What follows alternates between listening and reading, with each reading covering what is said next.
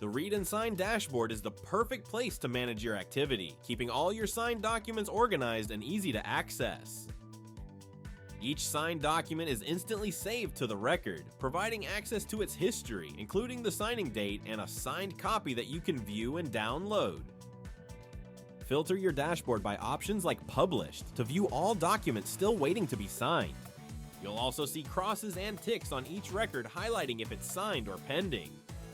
If a document isn't signed, automatic reminders are sent. However, you can also send manual reminders to bump it to the top of their inbox. Templates make sending recurring documents quick and effortless. If you regularly send the same document, you can save it as a template and reuse it anytime. No need to start from scratch. You can edit your templates as needed, update the title, message, or even modify the document itself. Add or tweak data fields so everything stays up to date. Need to send a document? Simply turn a template into a live draft, add your recipients, and send it out in seconds.